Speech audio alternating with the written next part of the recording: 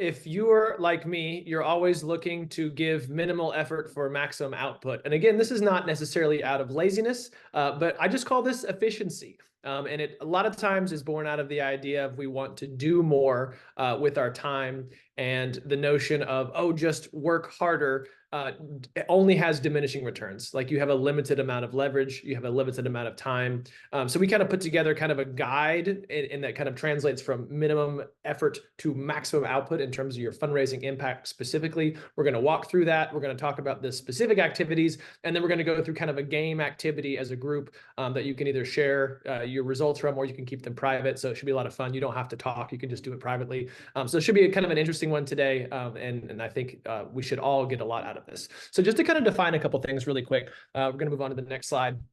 So when we say effort, we're thinking about time put into fundraising specifically. Like, you're not going to like raise money harder. You know, you got an hour to work on something. You're not going to like, I'm just going to really get in there. It's like, no, I've got the hour. I'm going to do the things that I'm doing. Most of the time, effort is just allocating hours to certain things, or making sure that we're spending our time on the right fundraising things. Like, if you're like most departments, you probably have 60 to 80 hours of available fundraising activities, and you're just constantly having to choose which direction to go in, because you're trying to guess at what's going to give you the most leverage in terms of the short term, or if I invest time into this, will that give me better leverage in the long term? It's a very complex thing, but we've kind of hopefully simplified this for you so that you can make better decisions kind of on an ongoing basis. And we'll get some real world examples of this, obviously. So when we say effort, we talk about minimal effort, we're talking about minimal time, or the time that you do have. The next point of clarification is impact. So when we say maximum impact, we're saying the impact is the good that we do in the world. Now, we have a whole bunch of people on here with a whole bunch of variety of different missions, different constituencies, different types of people that we serve, but we're all serving someone. We're here because we're trying to do good in the world. We're trying to leave a mark and say we want to make the world better in some way. So our impact is the good that we're doing. To do good, most of the time, that is some version of allocating money or revenue towards that good. Like, the more money we have, the more good that we can do. So what that means is, just to define it, next slide, or next click, is impact. We're going to define that as revenue. So the maximum impact that we can have for fundraising is maximizing our revenue. So effort in equals revenue.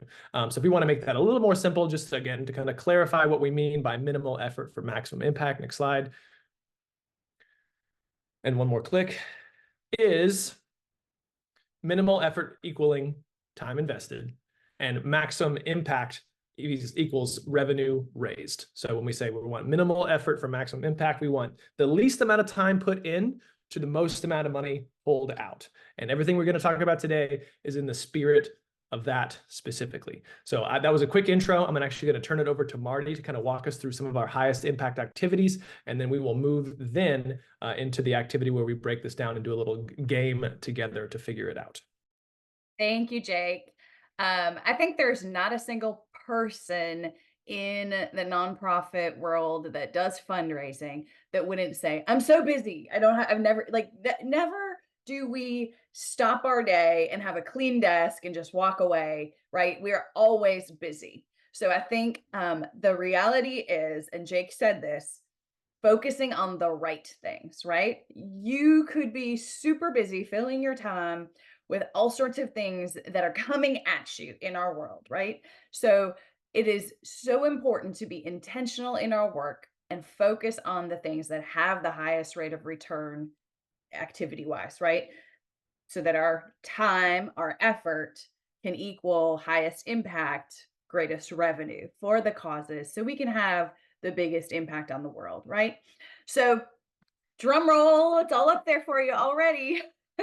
We have 3 activities we're going to focus on today. And if you've been following us for any length of time or working with us for any length of time, these things should not be a surprise to you. We always are preaching major gifts, right?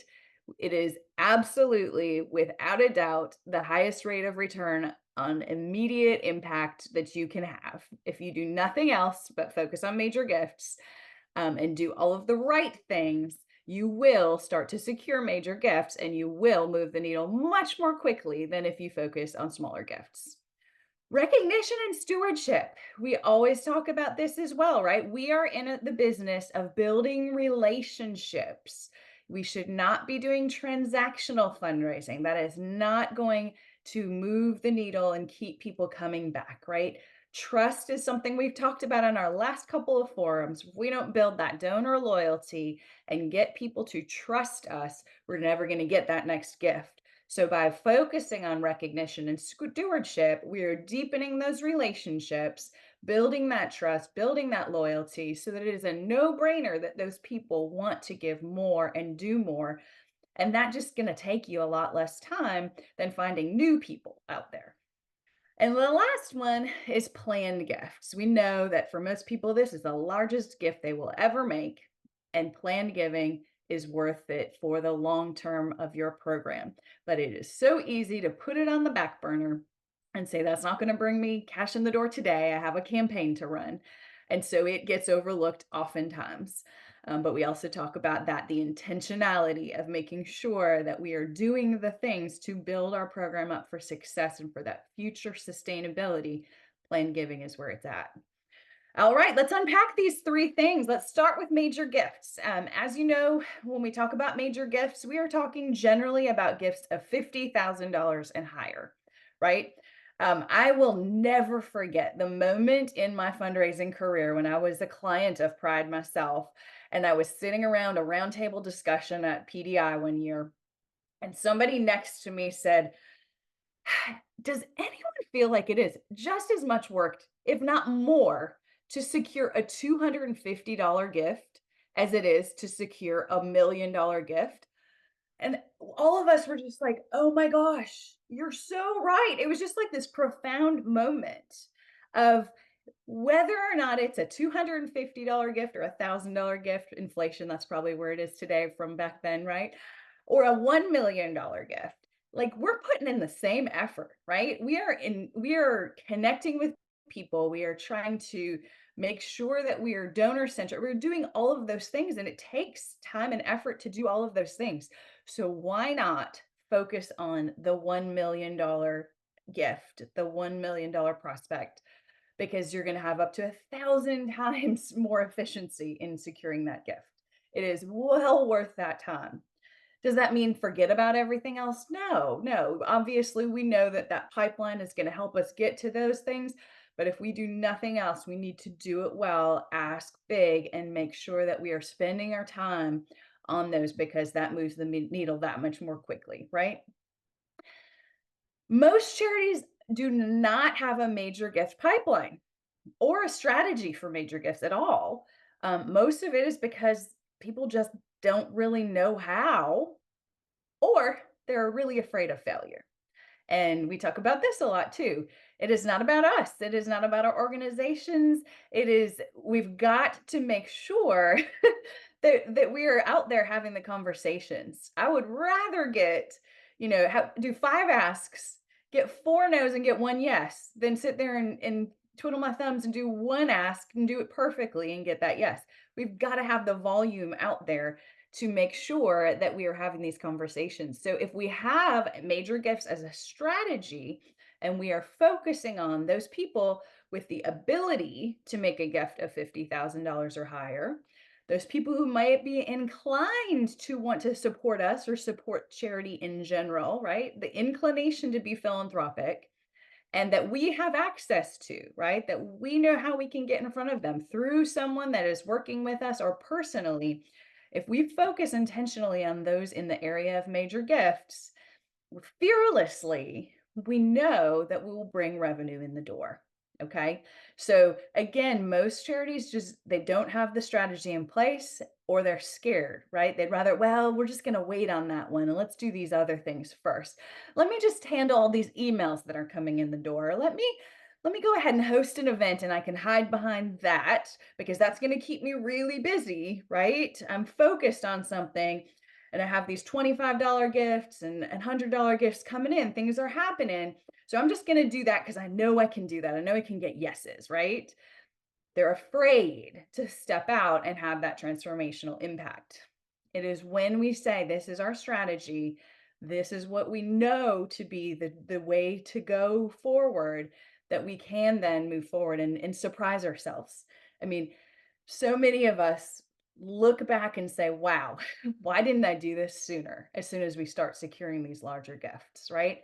And then it gets more and more fun, more and more meaningful, all of this stuff. So if you only worked on major gifts fundraising for every available hour you have, you're going to put yourself up in the top 1% of charities, y'all, and raise 80% or more of the funds of a totally optimized program. Think about that. Let that sink in. If you all came today to hear how to put in minimal effort for maximal impact, this is numero uno.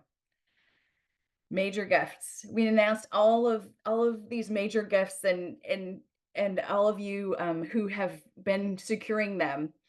Sterling, not to put you on the spot, but I know that like when we said that $200,000, um, was that something that maybe you a year, couple years ago would have thought, I don't even know how I could possibly fathom, right?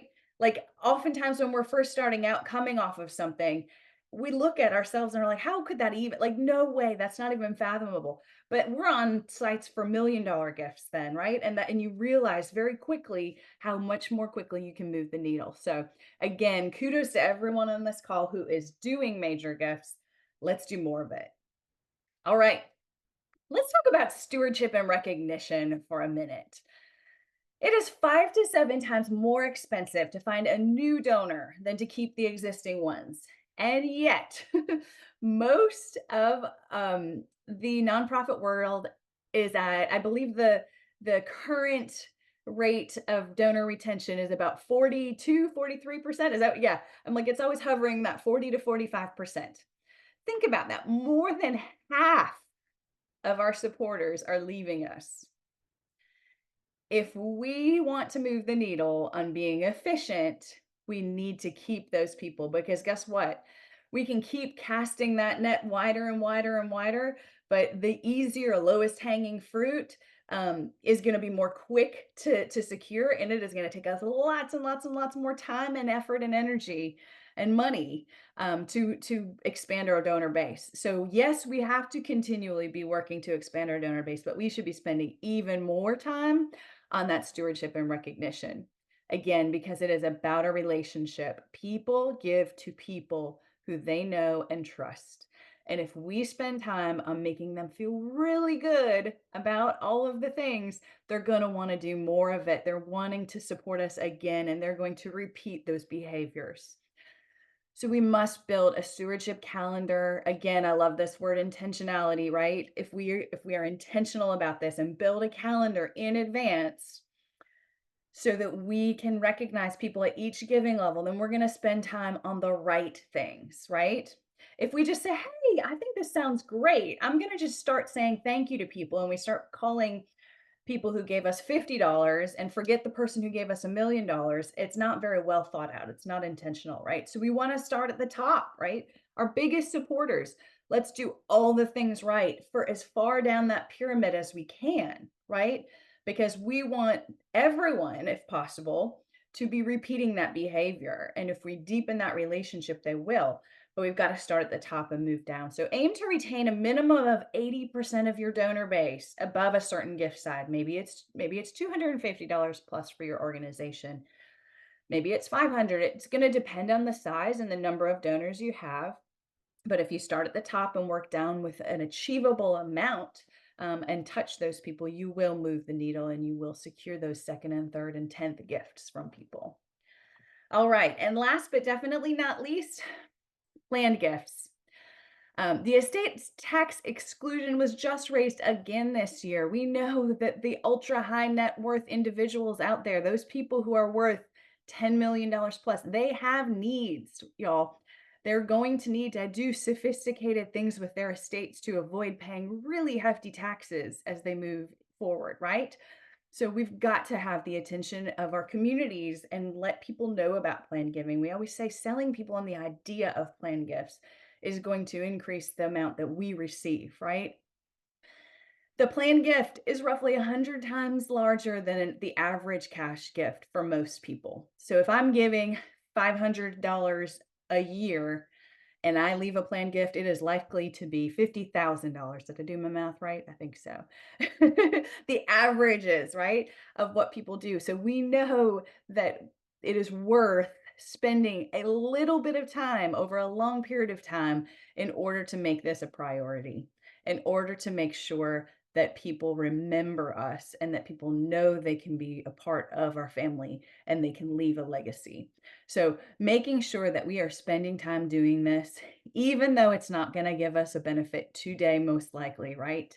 But planting all of those seeds, doing all of the right things so that we are touching people for the long term is the way to move the needle with planned gifts. So, just a reminder, don't backburner it. Make sure it's a part of things as you move forward. With that, I'm going to hand it back to Jake to get us started on our fun little game here. Okay. And again, keeping in mind, you can share some of this stuff at the end, or if you just want to keep it private and you want to do this on your own paper and not share, both are fine. We can ask for volunteers to kind of share some of the insights they get. But if you'd like to keep it private, you are obviously more than welcome to. So we're going to work through a little game together to kind of determine how you're spending your time within the fundraising scope specifically to help you highlight what you may be able to and may want to shift. So here's how we can begin. Okay. The first thing is to write down or type down into a note in your phone, however you want to do it, how many hours your week is dedicated to fundraising. If you're a full-time development professional, it probably is 40 plus. But if you're a volunteer or a board member or the executive director, it might be like 4 or 10 or just 1 or however many you spend. But just kind of calculate, okay, I work about this much in development for my nonprofit, however many hours a week that total is. I'll give you just a second to kind of think through that. And then the next thing we're going to do is we're going to estimate how many hours per week we spend in each of the following categories. We'll go through these slowly, one at a time, so you can make little tally marks. There's 10 categories. There might be stuff outside of this, but I came up with 10 that I feel like are mostly of the things that we do on a weekly basis. So you have your total hours. Here are the 10.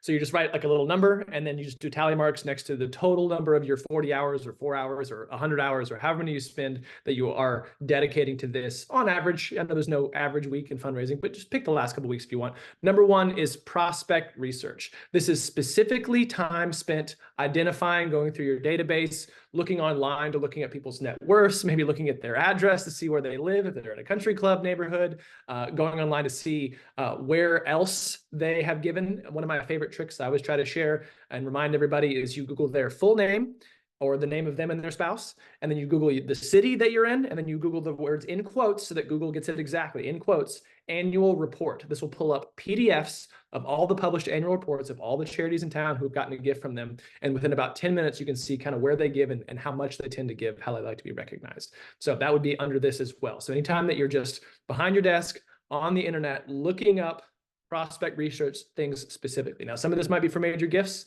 so we might want to count some of that. Some of it may not, but it's specifically in the lens of just I'm on my computer, I'm on the internet, I'm doing research, or I'm doing wealth screenings and scans. Where would you put event planning? So there's going to be 10 categories. These are just the first 5, and we will get to event planning on the next slide. I just couldn't fit it all without it being microscopic. Yeah, thanks, Siegfried.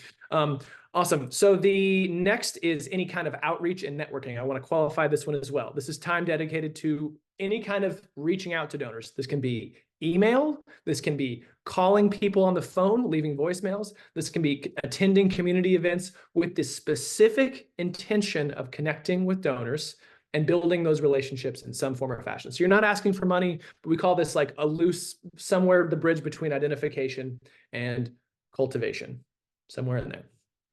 Number 3 is time spent interacting with current donors. These are people who have already given to your organization. This is meetings, phone calls, any kind of correspondence. You're going to write them a birthday card. You're going to send them flowers on their anniversary. You're going to take them to lunch. You're going to send them a pledge reminder, whatever interfacing that you're doing. But this is like existing donor engagement. Number 4, grant writing. Pretty self-explanatory. If you spend time writing grants on a weekly basis, these are the hours you spend doing that. The next is campaign planning. Now, this is very specific. If you have a campaign or not, you might have 0 hours if you don't have a campaign. If you do have a campaign, this is the strategizing, the planning. This is the moving, the setting up your calendar to do certain campaign events. This is kind of a loose, like I'm planning, I'm strategizing, I'm working with people. Maybe this might be time with us that you have on your weekly calls with us, where we're talking about your campaign and figuring that out. So those are the first 5. Here are your final 5.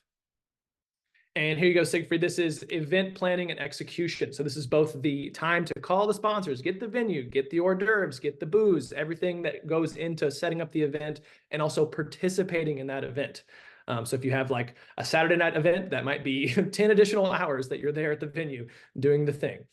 Stewardship, this is time thanking donors. So I would qualify this differently from donor engagement to this is specifically just stewardship. So this is thank yous, updates, maintaining relationships. So you're not necessarily working towards another gift. You're just, hey, these people are already giving. I don't need anything from them in the short term. I'm not planning on asking them for anything. I'm just connecting and staying connected to those donors.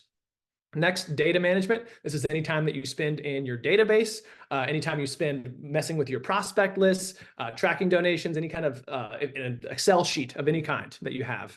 Most of us, this is like our Blackbot or Donor Perfect or Bloomerang or whatever database that we have, but time you feel like you spend in there. The next is training and professional development. So this would be like now. I would hope this would fall into the professional development category, or anytime you have another Pride workshop or a Pride Academy, that kind of thing, time spent on improving skills, staying updated on fundraising trends, just sharpening the axe before you use it. And the final is just, we call it just general admin. I'm putting everything else that you do that's kind of a time suck, ankle biting type task in this. We're talking about meetings, email management, responding to Slack or Teams messages, internal meetings, and like reporting stuff that you have to do. Now, if you've done this correctly, you should have the total number of tick marks or tally marks that you do for, yeah, Sterling says my math is not mathing. So what I'm going to do is I'm going to give you 30 more seconds on this screen. We're going to go back to the first screen, give you 30 more seconds on that screen so that you can kind of adjust now that you've seen the whole thing. And again, I was going to put it all on one screen, but it would have been so tiny that it's just not going to work. So I'm going to count just for a minute, go back through these 5 categories, adjust your tick marks, adjust your tally marks a little bit, and then we'll go back and do that one more time. And then we'll kind of talk through some of this together about how we can actually adjust some of this and what might be important.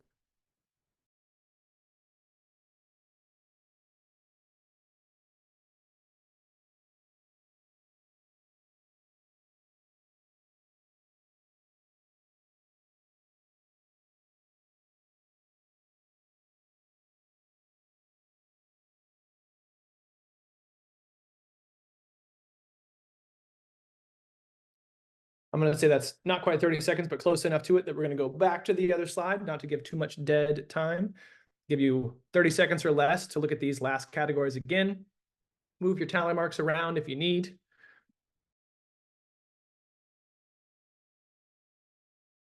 Hopefully after this, your math will math. You don't have to have it to the exact hour, but if you work approximately 40 hours per week, somewhere between 35 and 45 hours should be accounted for.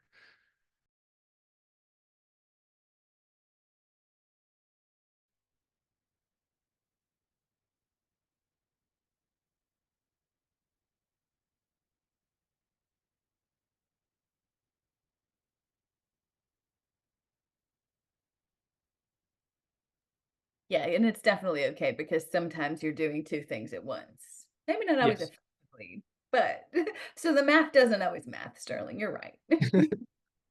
You're like, I've ended up with 12 hours a week. The other 18, mostly social media, taking a nap. Not Sterling, though, to be clear. Sterling has been doing a great job lately.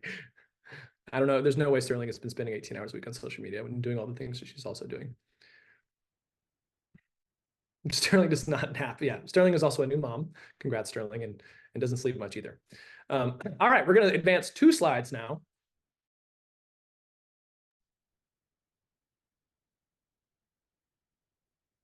And I want you to kind of walk through and add up how many of those hours are directly supporting either the 3 things that Marty talked about. Major gifts, so identifying, cultivating, actually going out and interface and asking or stewarding afterwards. Then stewardship can also account for those hours. And then, of course, plan giving as well. I'll give you just a minute Does anybody need to go back? Oh, nice. Dr. Steele's actually put her numbers in the chat. So that's actually what we're going to do next. And kind of our benchmark for this is about 30 hours. Like, we don't feel like it's realistic to get more than like 75% of your time, probably. And Dr. Steele says, I did mine via percentages of time, where I spend time doing activities based on 30 hours I have. I'm a CEO, so I don't have a development director. Yeah, so you definitely have less time to play with. So even more important to kind of focus those hours. I know how busy it can be to also, you're also the entire department, CEO and a whole department. Yeah, man, oof, that is not easy. That is not easy to do. Uh, question for the room. Do we want to go back to those lists so that we can see them again for reference, or do we want to spend a couple minutes just sharing some of the insights? Again, you don't have to share your percentages like Dr. Steele did if you don't feel comfortable, but we would love to hear from you what maybe this pointed out for you, and kind of realize, oh, I'm spending 8 hours a week on the things that are important and 32 on the things that are not.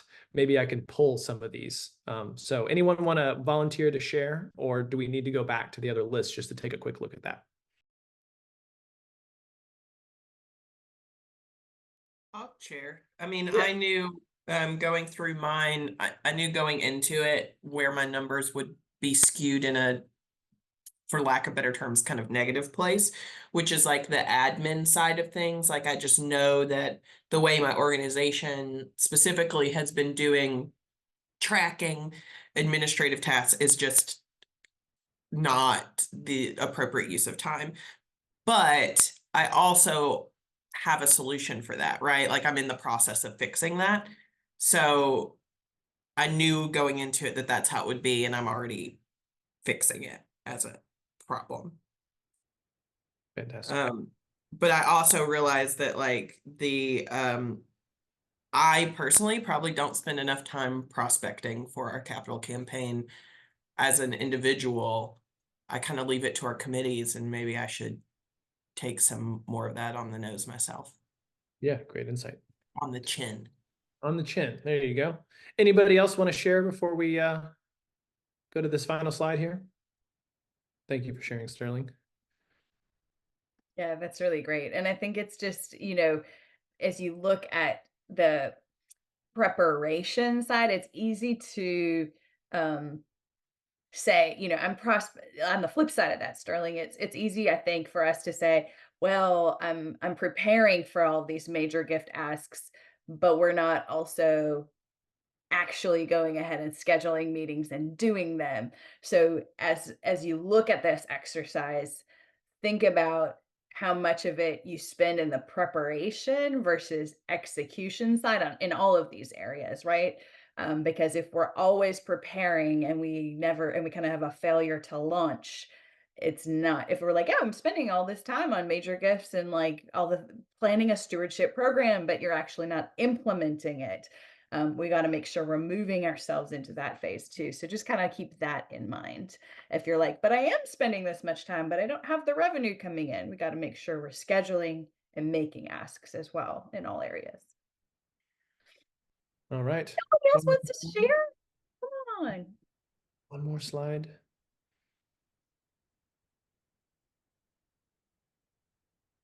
This is the final point I want to make, and then we'll entertain any questions with our last couple minutes here. So it is not the case that those other activities that are not the big three that we talked about don't produce revenue and impact for your mission.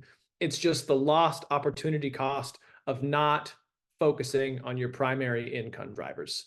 The equivalent analogy that kind of makes this simple, that helped me kind of understand it, is if I worked an hourly job and I would punch in and I would punch out, and I made $15 an hour. And I said, you know what? I'm going to split my time punching in and punching out to be 20 hours a week. And the remaining time, I'm going to have a lemonade stand set up in my driveway. And I'm going to work really hard to make sure that the lemonade is great quality. I'm going to flag down every car. I'm going to be really nice. And then I wonder why my revenue is not optimized. I'm making a couple dollars here and there from the lemonade stand. And it's not that I'm losing money actively, but I am losing the difference between the money I'm making at the lemonade stand and then at my $15 an hour clock-in job that I'm punching in and punching out of. So the solution would be just to shift all of my hours to the punch-in job. And even though the lemonade stand is productive, it is producing revenue. we are losing revenue by spending the hours on the wrong thing. And I would kind of try to copy and paste that analogy into whatever your job is. Saying, I'm doing a lot of grants, I'm doing a lot of event planning, I'm doing a lot to optimize my mailing lists and refine my prospect lists. And all those things do produce revenue. You're not going to actively lose money by spending your time doing that. But the gap between that and spending money on the top revenue drivers, you are losing that gap. So if you really want to go minimal effort and maximum fundraising, focus on those things and keep in mind that that is always going to be the case.